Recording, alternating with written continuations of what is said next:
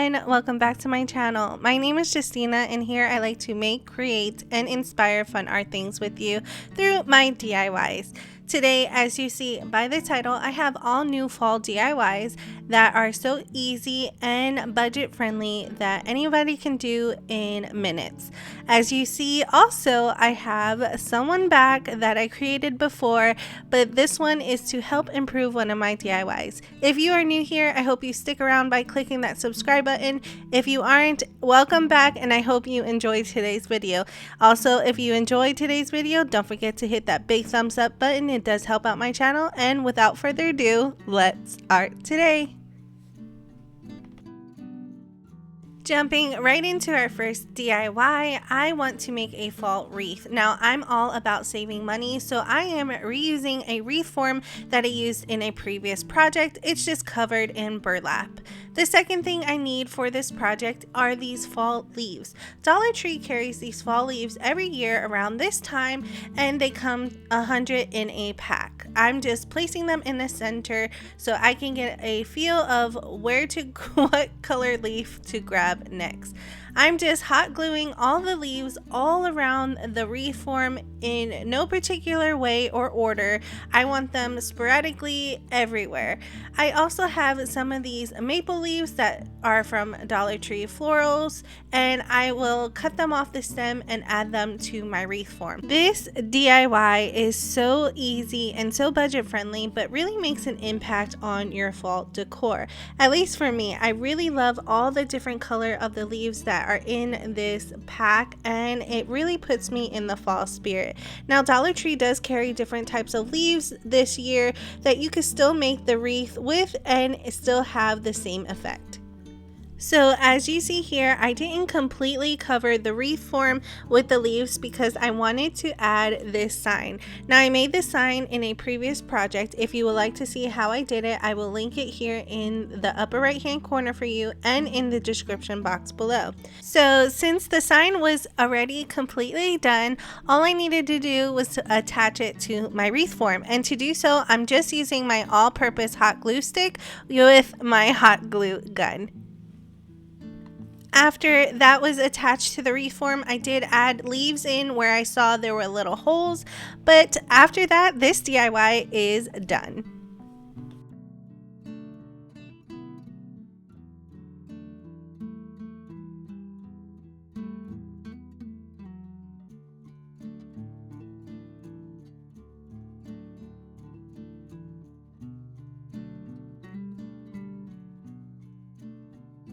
So this is how my fall wreath turned out. I absolutely love it. Like I mentioned earlier, this was so simple and easy, really budget friendly, and anybody can do it. I would love to know what you think about this DIY down in the comment section below.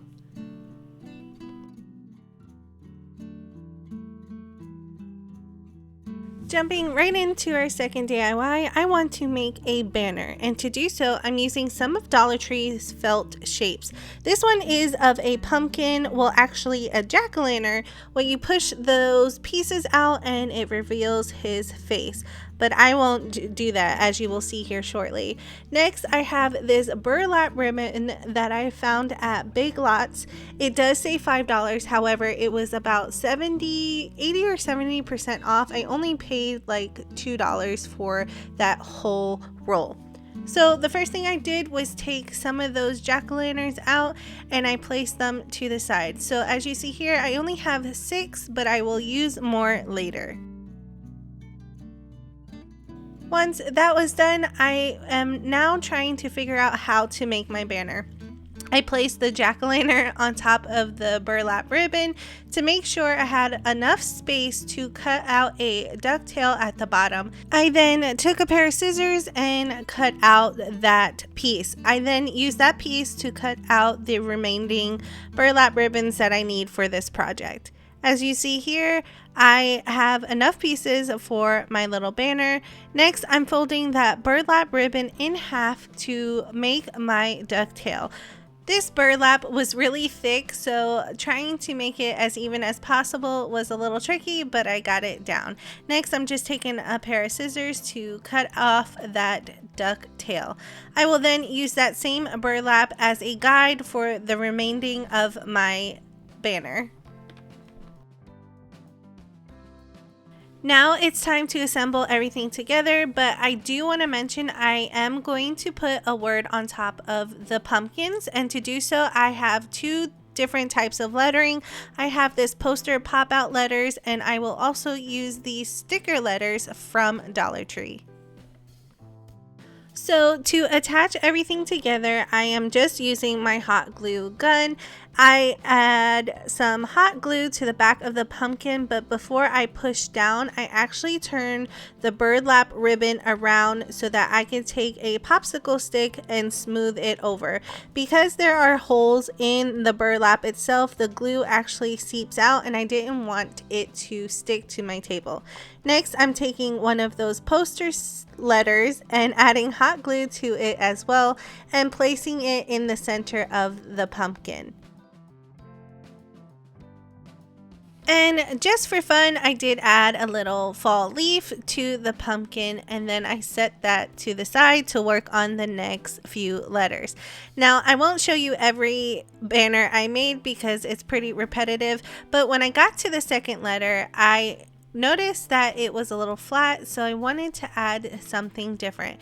I do everything the same. I add the pumpkin to the burlap ribbon, and then I hot glued the letter to the center of the pumpkin. I also add a fall leaf, this time in a different color so that it didn't seem so matchy. But with this pumpkin, I took a brown Posca paint marker and I started to outline the pumpkin. This really gave the pumpkin some depth and some detail to make this banner pop a little more. Also, it really helped mask the jack-o'-lantern's face in the background.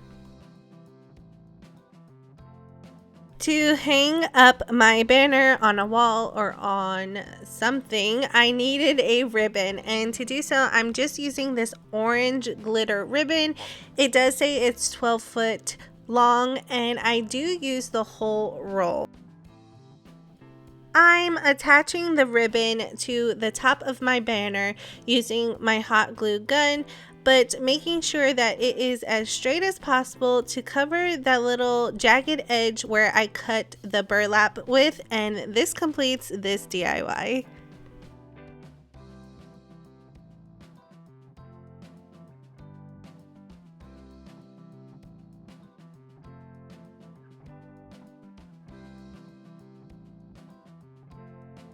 This is how my banner turned out, and I absolutely love it. I'm really impressed about how many felt shapes are in those package. I got to make 2 of these banners that say hello autumn, and I still have one more pumpkin left over.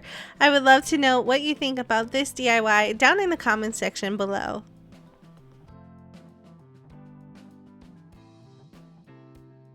Moving on to our next DIY. So in my new apartment, I have this little cutout bookshelf in my wall, and I wanted to create something. So this isn't really a DIY where you actually make something, it's more like creating a little space. So I found inspiration from Dollar Tree's new garden fairy sets that come in this pack in their plus section. It is $5, and if you really think about it, you actually save $1.25 by buying these sets because Dollar Tree usually sells them individually. So to begin, I wanted to add a photo or some sort of picture in the background to make it seem like you're looking out towards a creepy haunted woods, and I had that perfect scrapbooking paper in my collection. Now I wanted to add it to this frame, and the scrapbooking paper was a little bit bigger than the frame itself, so all I needed to do was trim down the sides. I'm removing the packaging from the frame, and after I cut out the scrapbooking paper, I just added it like you would a photo. Here's what it looks like after it is in the frame itself, and I am really sorry for the glare. Next, after I placed that back in the back of the shelf, I added some decor pieces. Now I made these out of Pringles cans, and if you would like to see that DIY, I'll make sure to link it in the description box for you as well. The next thing I added was these little white trees that I purchased from the 99-cent store. They were actually after Easter. They were 90% off, so I think I got each one of them for like 50 cents. And I am now spreading out the branches so it looks more like a tree. I did want to add some of these leaves stickers from Dollar Tree. They carry them around this time of year, and I added them to the tree. They do have a little sticky backing that I just placed on the tree. Next few things that I'm adding to my scenery, I have purchased at Michael's. They were on clearance, so they were roughly around $3 to $5 each piece. These houses, I added one on each side, and I just think they set the mood. The next thing I added was this little fairy seating table set, I guess you can call it, and I just add that to the middle as well. It has little mushrooms on it and it's so adorable. And this little rounded house also I added in the center. Now I'm adding that Dollar Tree fairy garden set and the accessories to that set onto my little scenery, and I just absolutely love it. Now I really wish I had found some of the Dollar Tree moss sheets that they sell, but my Dollar Trees that I looked at either run out really quickly or don't carry them, because I would have added them to the bottom of this shelf to mimic grass. The last thing I needed to do was add these pumpkins that Dollar Tree carries. One was in burlap and the other was fake leather, and I just placed them sporadically everywhere on my little scenery, and that completes this DIY.